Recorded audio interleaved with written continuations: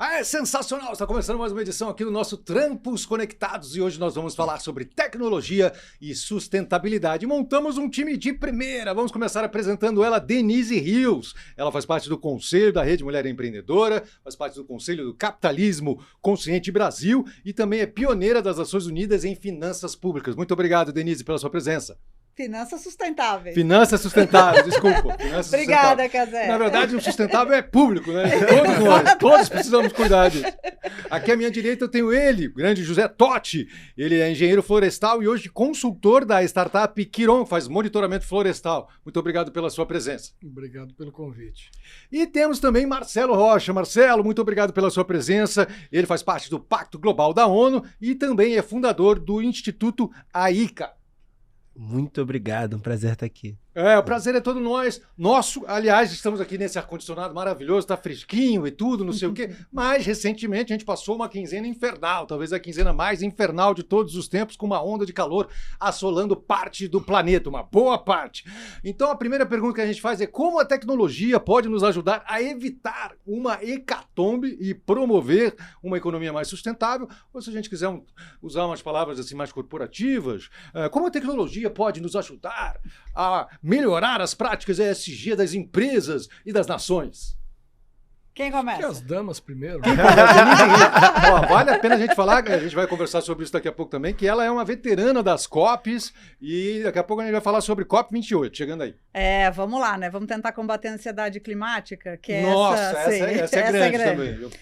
Acho que a primeira coisa que a tecnologia hoje nos permite melhorar o monitoramento, o entendimento desses impactos. Então, acho que a gente pode falar bastante sobre isso. Então, a gente consegue acompanhar em tempo real como a gente está sofrendo, como a gente está morrendo. Consegue, na verdade, materializar, talvez, num mapa, onde você faz seu negócio, onde você tem a sua cadeia de valor, onde você está produzindo e tudo mais, o que pode acontecer e esses efeitos. Então, assim, se vai chover demais e você tem uma indústria ali, então, quão protegido você está? O que você precisa fazer? Então, como é que você entende que o impacto das mudanças do clima não é um opcional do seu negócio? Ele é, na verdade, algo que está acontecendo com mais intensidade cada vez mais e ele deveria, cada vez mais, ser monitorado e incorporado na tomada de decisão para proteger não só o resultado do seu negócio, mas muitas vezes para entender como é que você pode contribuir. Porque você pode ser também uma empresa que tem tecnologia e que pode usar essa tecnologia para não só monitorar os efeitos, mas para combater os efeitos também. É isso que vocês estão fazendo na Quiron, meu querido José Totti? Na verdade, acho que a colega disse com muita clareza, né, que a importância da tecnologia ela tem vários efeitos. Um deles é predizer coisas que podem acontecer no futuro e dar às pessoas oportunidade de se prepararem para isso. Né? Por exemplo, nós na Quiron, nós temos uma metodologia de monitoramento e inteligência artificial conjugada que pode predizer para aquelas áreas onde a gente faz monitoramento quais serão os maiores riscos, onde estarão os maiores riscos nos próximos 10 dias, por exemplo, de incêndios florestais, que estão virando hoje um problema no mundo inteiro. Eu estive em setembro no Congresso Mundial de Incêndios Florestais em Portugal, e eu vi todas as delegações muito preocupadas com isso. E preocupadas muito mais, não com as perdas de dinheiro, ou de floresta, ou coisa assim, ou de biodiversidade, Perfeito. mas preocupada com perdas de vidas humanas, porque os incêndios têm matado muita gente. Então, isso passa a ser uma coisa preocupante para o mundo inteiro, e nós temos tecnologia hoje já disponível, a Quiron inclusive tem, que pode prever onde serão os maiores riscos. Entendi, quer dizer, a tecnologia pode ser usada para monitoramento, para previsão disso, para até que as pessoas tomem suas decisões estratégicas para evitar que essas coisas aconteçam. Marcelo, você é fundador do Instituto AICA, que atua na interseção entre raça, clima, gênero e território, né? Como é que funciona a atuação de vocês e de que maneira vocês usam a tecnologia por lá? Bom, acho que um outro papel importantíssimo da tecnologia também é o papel da comunicação.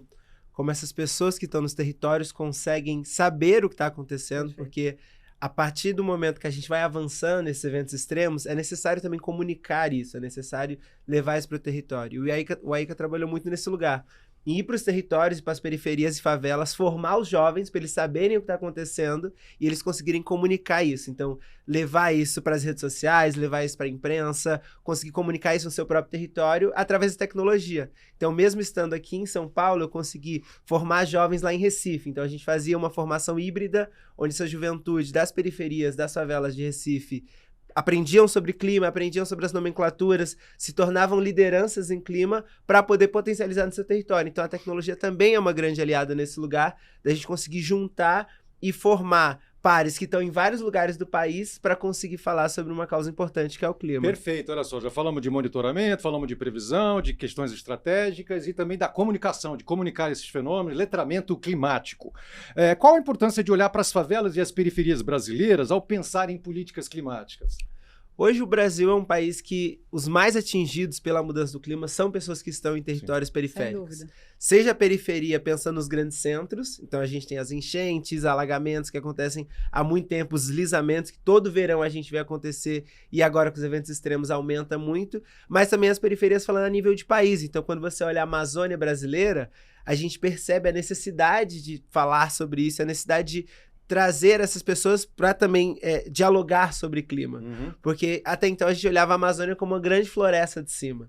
Como descer e olhar as pessoas que estão ali, como bem disse o Totti, muito mais do que apenas a biodiversidade é perdida quando a gente tem eventos extremos, mas pessoas. Vidas humanas. E essas pessoas, elas precisam falar, elas precisam comunicar, elas precisam também poder se expressar dentro desse lugar. E esses territórios desfavorecidos são os que menos contribuem para o aquecimento, né? E são os que mais sofrem as consequências. Exatamente. No caso de Amazônia, inclusive, eles são os que mais contribuem para a preservação da floresta. Então, os povos tradicionais, eles não só são guardiões das tecnologias, soluções baseadas na natureza, tá? Que são, na verdade, muitas vezes soluções para combater os efeitos do clima, e tem uma tradição oral. Então, o reconhecimento desses povos como fundamental, inclusive, no combate, tá? E a inclusão desse conhecimento como parte da solução é fundamental. E é algo que a tecnologia, quando pensada como uma tecnologia social também, de inclusão, vetor de mais gente no sistema, de comunicação, de ida e volta, ela faz um papel importante. Quando ela é não pensada desta forma,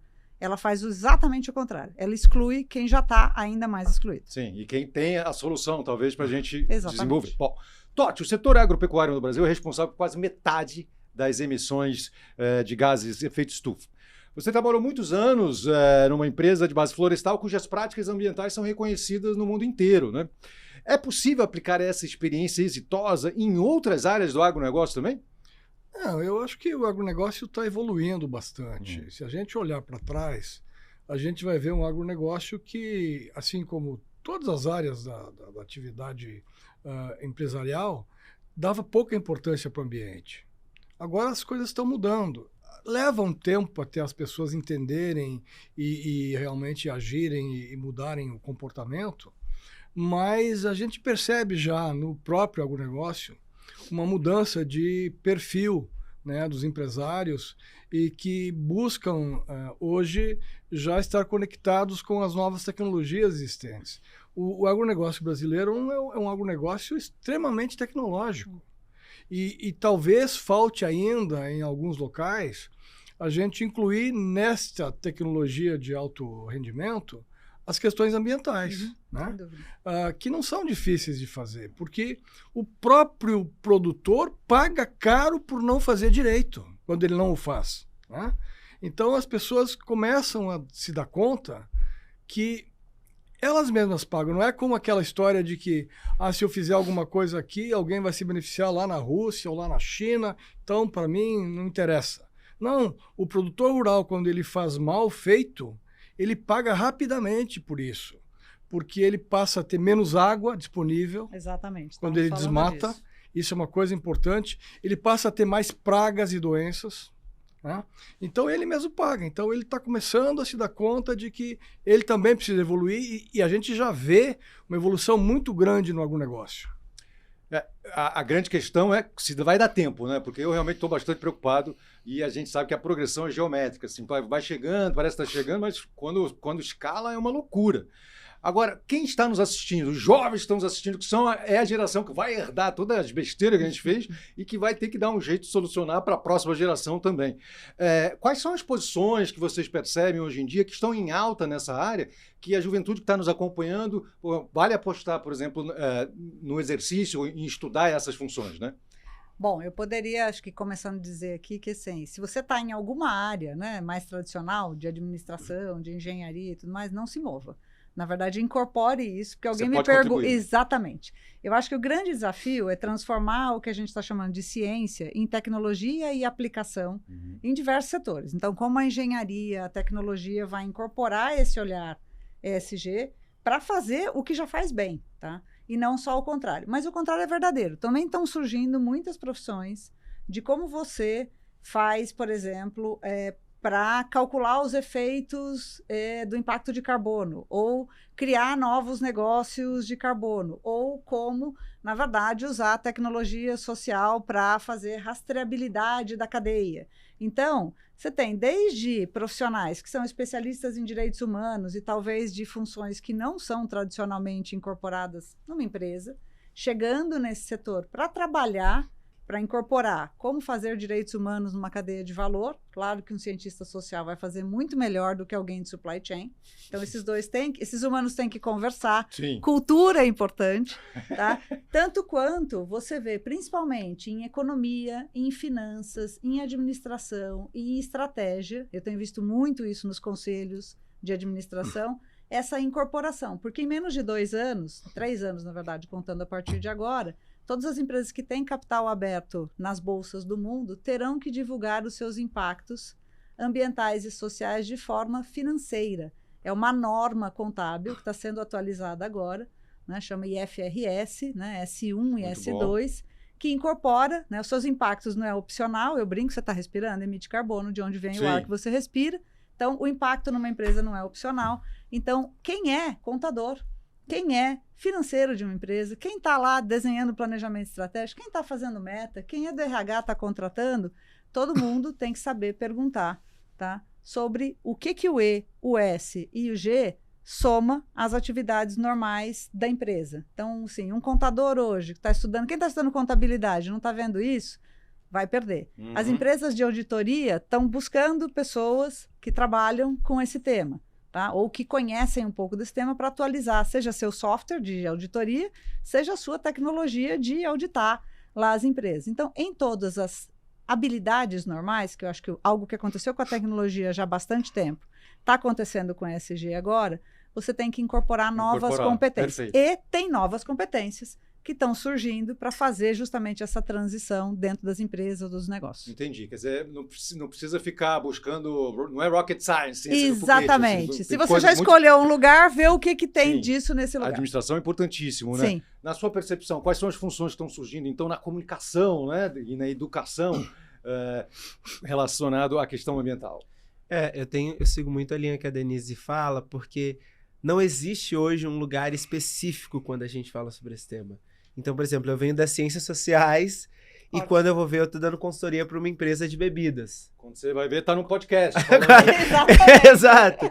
Porque eu acho que existem as correlações e as correlações elas são completamente importantes para a gente não isolar ESG numa caixinha. Boa. Então, hoje existe uma preocupação muito grande para a gente não fazer. Então, a gente viveu isso, né? Aquela é a área de tecnologia. Então, colocava pessoas de tecnologia ali e daqui a pouco todas as áreas precisam de tecnologia. Só que ficou preso em uma área só e não tem essa conversa. Então, o profissional do futuro, o jovem do futuro, ele precisa entender que ele precisa conversar com toda a empresa. Exatamente. Que ele precisa fazer parte de todo lugar.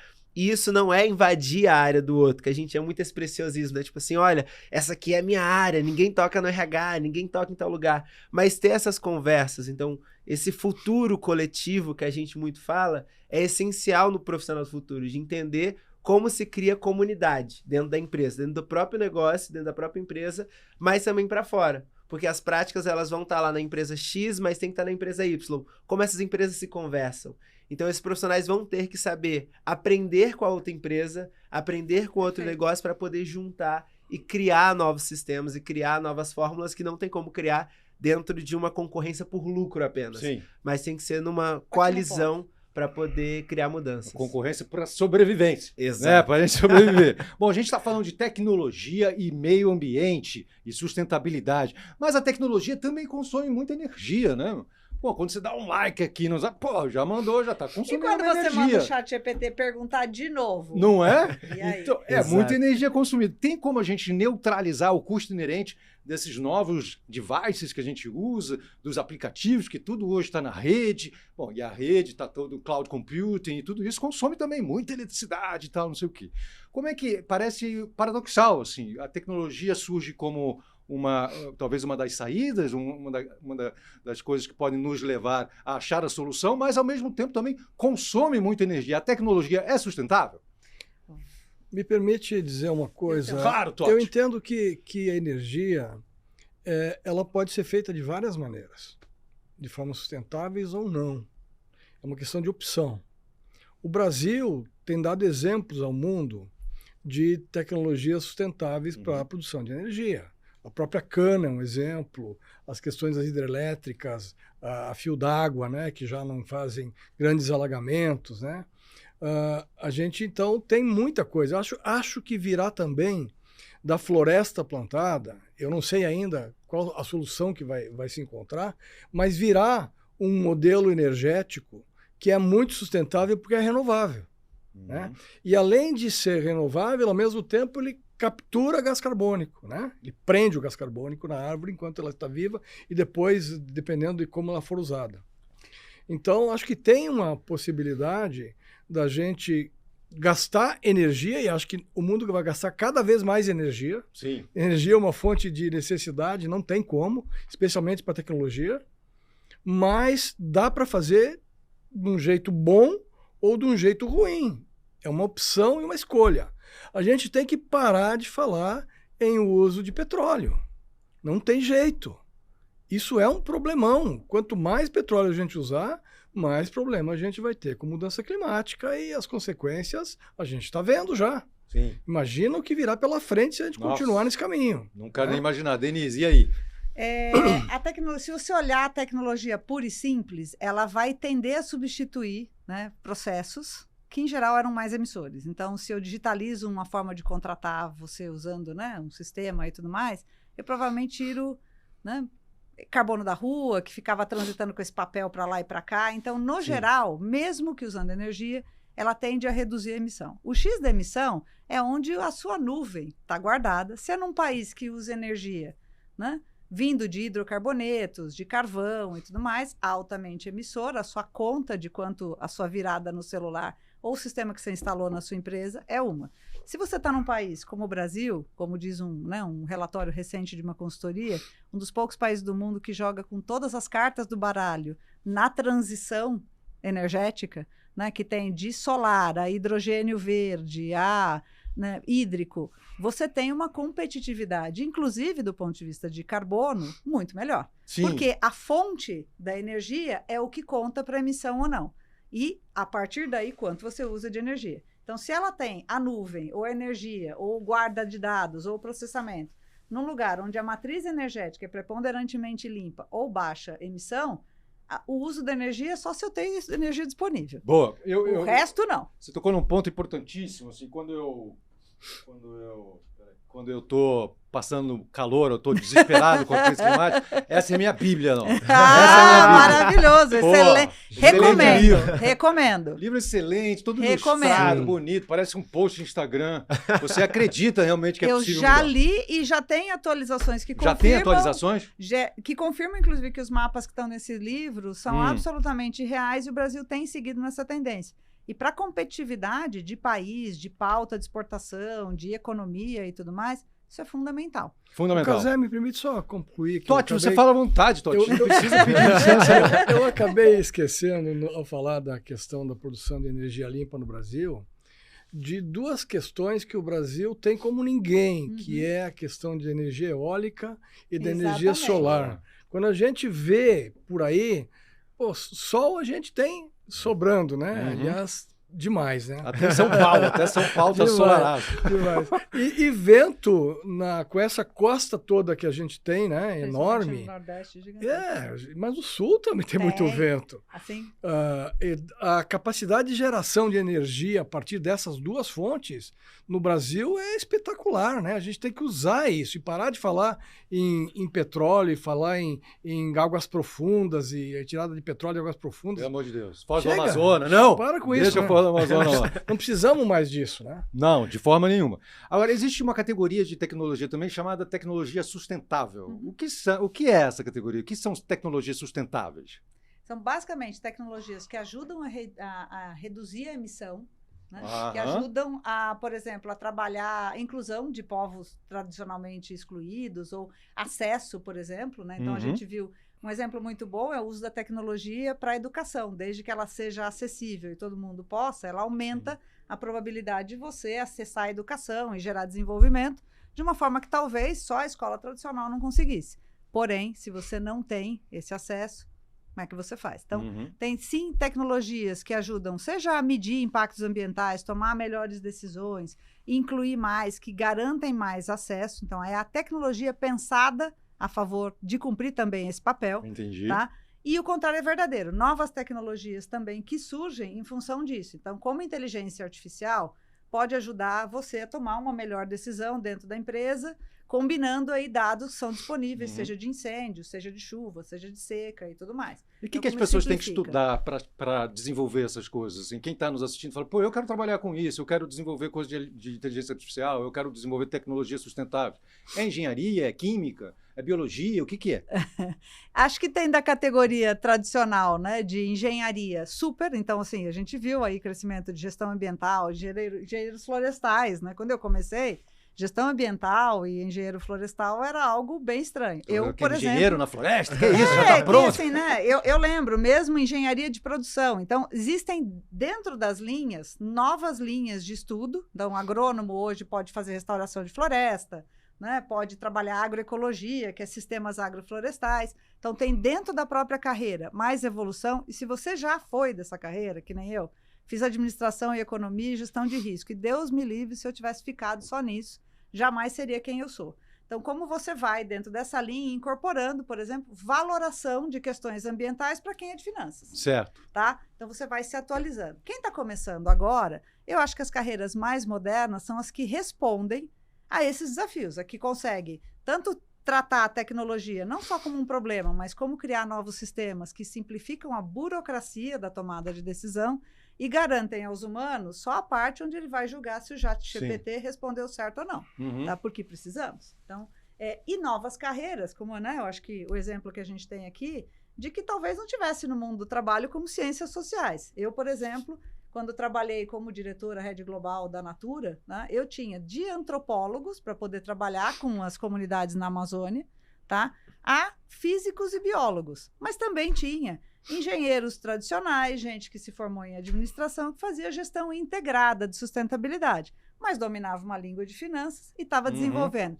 para o mesmo mecanismo de finanças novos indicadores que pegassem aí a emissão de Perfeito. carbono, né, quanto de diversidade Perfeito. tínhamos. Temos algumas funções específicas, mas tem trabalho praticamente em todas as áreas.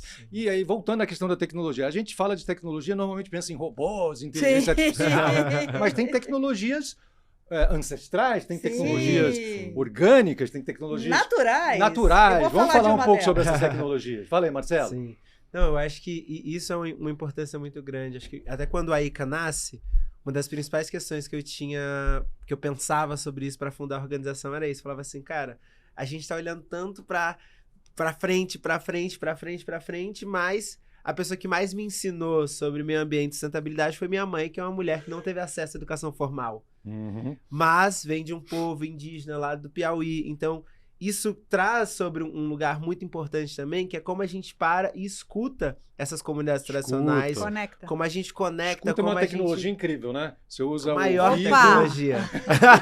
já está instalado. A maior Muito tecnologia. Ah, E de muita gente que está fazendo os territórios. Então, quando a gente pensa a preservação das nossas florestas amazônicas, quando a gente pensa a preservação de vários territórios no país, esse vem das populações que já moravam lá.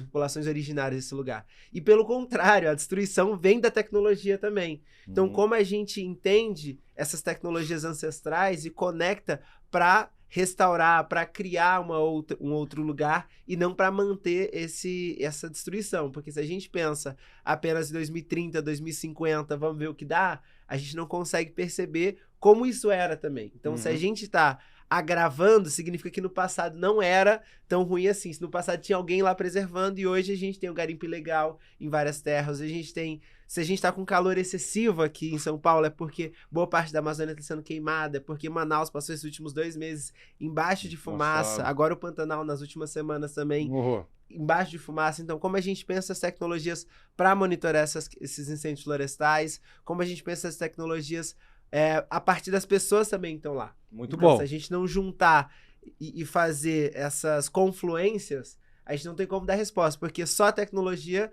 não responde aquilo ali. Ela responde uma parte e a gente não está acostumado a pensar em natureza como tecnologia, fazer uma provocação. Você está respirando ouvindo a gente aqui? Que bom. De onde vem o ar que você respira? De 2 tecnologias ancestrais, estão funcionando maravilhosamente nos últimos anos, com as quais a gente tem atentado bastante. Florestas e oceanos, né? Talvez seja uma boa coisa para pensar. Toda vez que eu consigo falar sobre isso, as pessoas param para pensar, falam, nunca pensei em natureza como tecnologia. Todo mundo que já teve um aquário sabe como é difícil. Por exemplo, várias das tecnologias, inclusive, a agricultura é uma tecnologia inspirada na natureza, né? Na verdade, o seu morango e o seu leite não nasceram na caixinha, queria te contar, e a sua dependência de tecnologias de base da natureza é enorme, tá? Então, esse entendimento como tecnologia, livram tecnologia.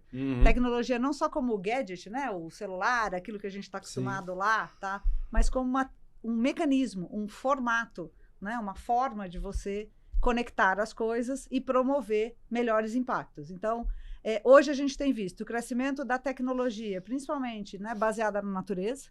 Então, como, por exemplo, no próprio deserto, as tecnologias de capturar água, de viver numa temperatura affordable, né, agradável para todo mundo, são inspiradas nos conhecimentos ancestrais.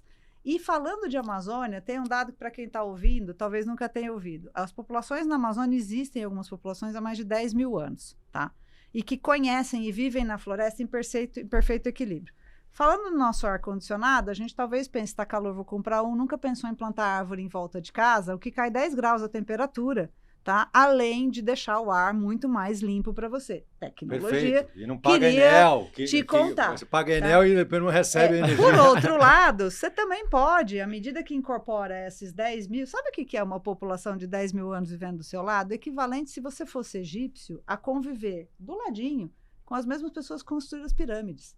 Então, isso sim é o desperdício de uma tecnologia social que nos ajudaria a manter a floresta em pé, a resolver vários problemas e, inclusive, a floresta em pé é a origem de novas fontes de negócio e trabalho, como carbono, por exemplo. Dá para receber para manter a floresta em pé com o mercado de créditos de carbono. Várias indústrias, inclusive a florestal, estão trabalhando em regeneração de floresta como atividade econômica.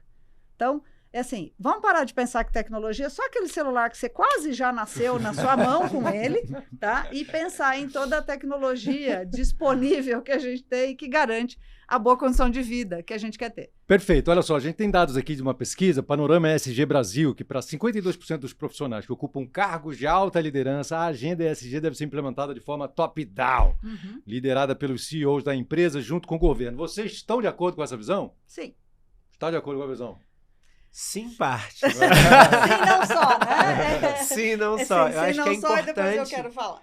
Acho que é importante esse top-down, é importante isso estar no posicionamento das lideranças, dos CEOs, mas é importante que isso não chegue apenas como uma tarefa a cumprir nas empresas. Exatamente isso. Mas que possa ser algo compartilhado e que possa ser algo ensinado também. Então, existe um processo de formação contínua necessário dentro das organizações. Porque é isso, o profissional que está lá há 20 anos trabalhando com engenharia florestal, ele pode ser descartado porque ele não trabalha com o tema de ESG. Ele precisa ter uma formação contínua, que a empresa deve colaborar com isso também para que a gente possa ter profissionais que se mantenham lá e o novo profissional que está chegando também ter essas trocas contínuas também. Então, acho que isso é muito importante. E se interessa, inclusive, pela empresa. Muitas vezes as pessoas me perguntam assim, falar, não, o que eu posso fazer para trabalhar com ESG? Estava brincando no começo aqui, eu não consigo entender alguém que pense em trabalhar e não tem ESG, não vai ter como, tá? Então, de verdade, eu acho que sim, a resposta do sim é porque quando a liderança e a cultura da empresa estão a favor, é mais claro, você não tem dúvida quando você tem que escolher entre um processo e outro, entre o mais sustentável, talvez o mais normal, que não é tão sustentável,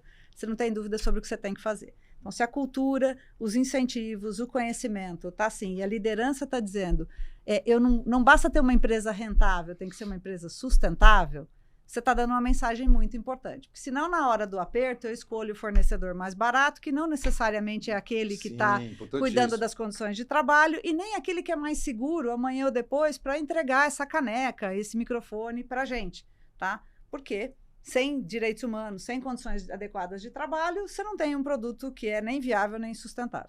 Então, acho que esse é o paradigma, tá? Do porquê que a liderança conta. Fazer bottom-up, o que a gente chama, né? De baixo para cima já está acontecendo. Tenta contratar alguém falando, eu acho que sustentabilidade não precisa. Que você vai ver quantas pessoas que, né, vão se interessar por trabalhar na sua empresa. Ou comprar seu produto. Existe uma pesquisa que fala que 67% dos brasileiros declara, tá? É do Instituto Ipsos, declara que prefere comprar produtos sustentáveis quando eles estão disponíveis. E a diferença dessa pesquisa antes e depois da pandemia é que antes elas achavam que o preço às vezes não dava. E agora elas acham que quando as empresas não oferecem isso, as empresas estão oferecendo produtos de má qualidade. Boa. Então, o entendimento tá mudando a percepção exatamente. Disso, né? E aí mexeu no bolso, aí que a coisa funciona. Totti, você trabalhou muitos anos, provavelmente pegou um momento em que as empresas não estavam pensando nisso, sim, até o momento que hoje que é... Eu também peguei, você pegou também? Mas peguei. Conta pra gente, então, um pouco dessa sua experiência e a importância da liderança, né? Eu estava nesse processo. ouvindo os comentários de vocês sobre a questão de top-down, bottom-up, enfim. Acho que funciona dos dois jeitos e é importante que seja dos dois jeitos, mas tem uma questão que para mim é fundamental. A liderança tem que fazer porque acredita. Exatamente. Não porque é moda. Não porque, se ela não fizer, vai ter consequência. Porque se não fizer por acreditar, não vai fazer direito, não tem como. Não tem como. A gente conhece empresas que fizeram de conta com greenwashing, né? Fazer de fato coisas ambientais bem feitas. Eu venho de uma empresa que fazia, graças a Deus, fazia muito bem feito, e por isso eu trabalhei lá muitos anos, porque eu tinha... Os meus valores batiam com os valores da empresa, eram os mesmos, né? Então isso dá tranquilidade para a gente. Mas eu conheço muitas empresas que fazem greenwashing, conversa. Opa, né? E a mesma coisa está se fazendo hoje com o ESG. A mesma coisa. Tem gente que faz discurso de diversidade, faz discurso o único projeto questão de governança, etc.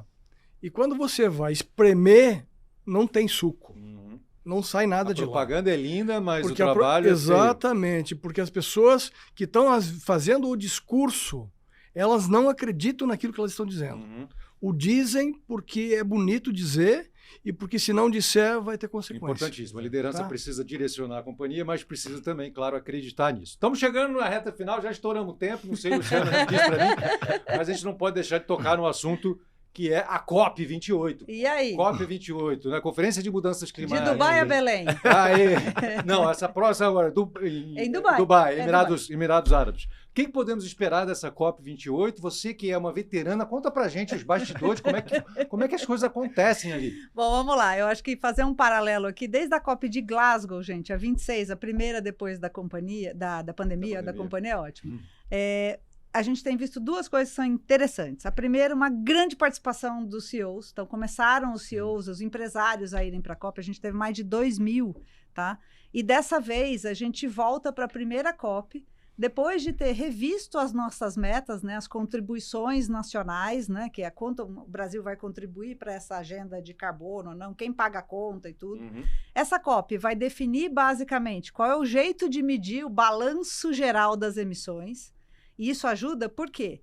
Porque aí eu vou poder dizer, então você, Casé, está emitindo a mais do que o combinado, então você tem que comprar de quem está fazendo o trabalho bem feito. Sim. E isso começa a mexer no fluxo financeiro e na capacidade de implementação. Então, essa é uma COP que define a metodologia para isso, então é artigo bastante importante. que tem uma participação relevante do que a gente tem visto do lobby das indústrias, né, ainda emissoras de hidrocarbonetos, a olhar, né, e que vai trazer, a gente já falou de corrida, né, para o net zero, para o mundo emissão zero, a gente falou de emergência climática, agora a gente está falando de autossuicídio. A gente já teve o T-Rex abrindo uma COP, né, com não se extinguam a si mesmos. A gente já teve Fossil of the Day também, que era uma campanha de ativismo, dizendo quem era candidato a virar fóssil se ainda não conseguisse se adaptar.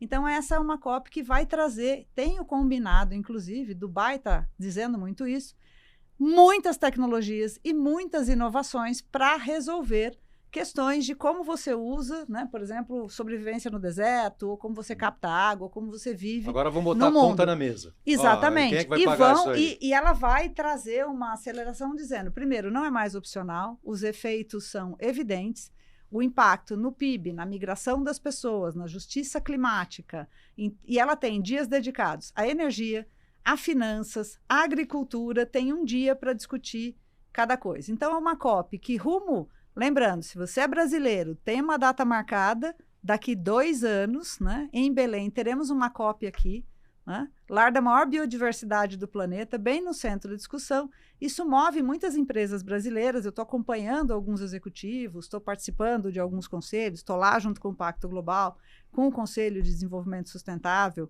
aqui no Brasil, justamente para entenderem qual é a contribuição que as empresas podem ter e como elas podem, se somando ao governo, à mobilização, a conhecimento, a se somar no movimento de quem vai receber para fazer uma transição para o Brasil ser uma economia cada vez mais regenerativa, tá? E menos emissora. Lembrando que no caso do Brasil, ao contrário de qualquer lugar do mundo, a nossa questão de emissão, em geral, é do uso da terra, do desmatamento e tudo mais. E o nosso melhor papel para conseguir, inclusive, fluxos de financiamento dos fundos do clima, estamos falando de alguns trilhões de dólares, a gente precisa pensar numa sociobioeconomia de floresta em pé, que é como desenvolve uma economia que privilegia mais a regeneração do que a emissão de carbono. E falando disso tudo, fica também mais evidente mais uma função, uma profissão que é do internacionalista, né? Quem estuda relações internacionais, total. Diplomacia, tudo para costurar esses acordos. Relações com investidores. Relação com o investidor, saber como lidar com diferentes culturas. Enfim. Advogados. Advogado, todo mundo. Todo mundo.